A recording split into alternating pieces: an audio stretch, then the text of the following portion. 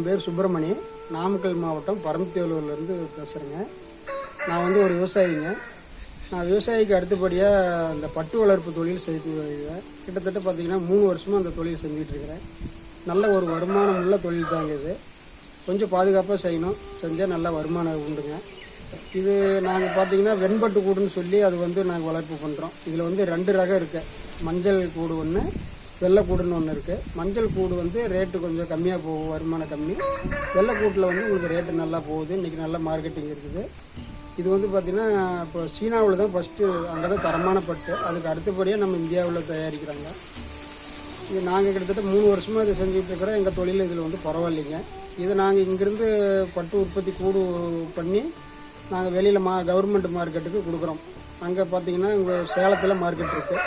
அடுத்தபடியாக தமிழ்நாட்டில் தருமபுரியில் இருக்குது, உடுமலைப்பேட்டையில் இருக்குது. இதை விட்டோம்னா கர்நாடகாவில் இருக்குது. கர்நாடகாவுக்கு நாங்கள் டிரான்ஸ்போர்ட் அதிகம் ஆகிறதுனால நாங்கள் அங்கே போகிறதில்ல, இங்கேயே செய்கிறோம்.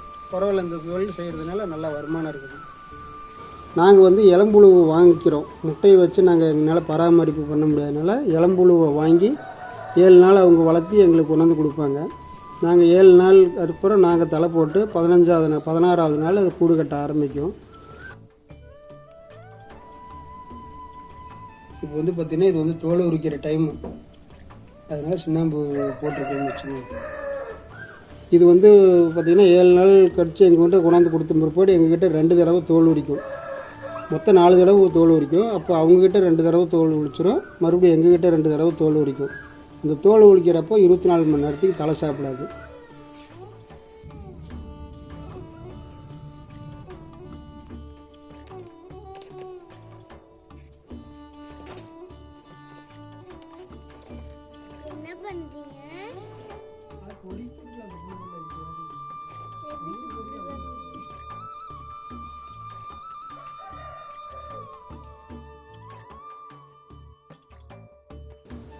ஒரு நாளைக்கு வந்து 2 வேளை தலை போடுவோம். காலையில் 6 மணி, சாயந்தரம் 6 மணிக்கு தலை போடுவோம். தலை வந்து வெயிலில் வாடாமல் அது தலை போடணும்.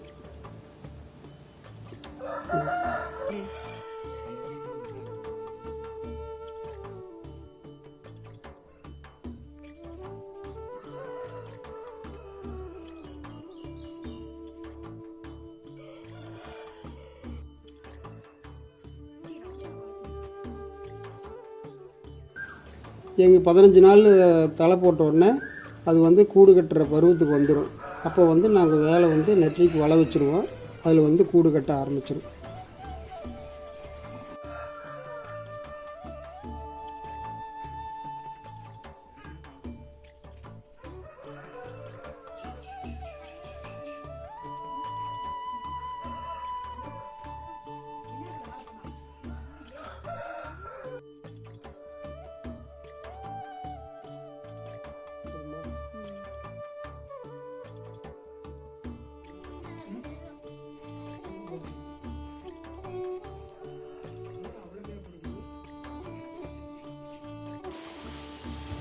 இது வந்து பார்த்திங்கன்னா இந்த கூடு எங்கள் கட்ட 16வது நாள் கூடு கட்ட ஆரம்பிக்கும். அதாவது எங்ககிட்ட வந்து 16வது நாள், மொத்த நாள் பார்த்திங்கன்னா 22வது நாள் கூடு கட்ட ஆரம்பிக்கும்.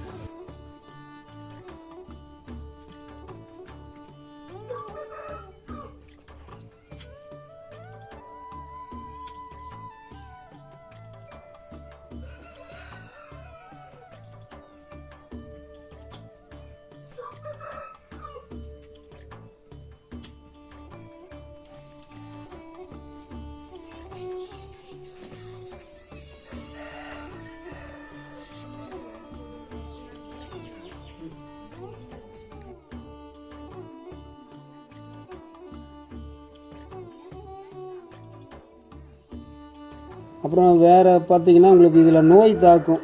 இதில் நோய் தாக்குறது ரொம்ப முக்கியமானது. அது வந்து பராமரிப்பு வந்து ரொம்ப பாதுகாப்பாக பண்ணணும்.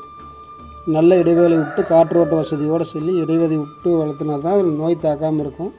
அந்த நோய் தாக்காமல் இருக்கிறதுக்கு மருந்து இருக்குது. அதை வந்து நாங்கள் 4 நாளைக்கு ஒருக்கா அதுக்கு மருந்து கொடுப்போம்.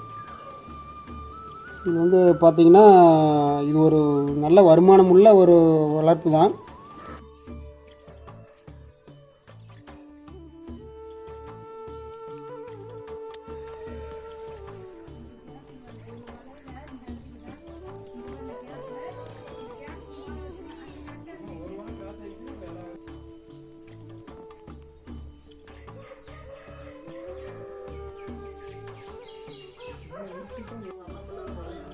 இது வந்து பார்த்திங்கன்னா இந்த புழு வளர்த்துறது வந்து ரொம்ப பாதுகாப்பாக வளர்க்கணும்.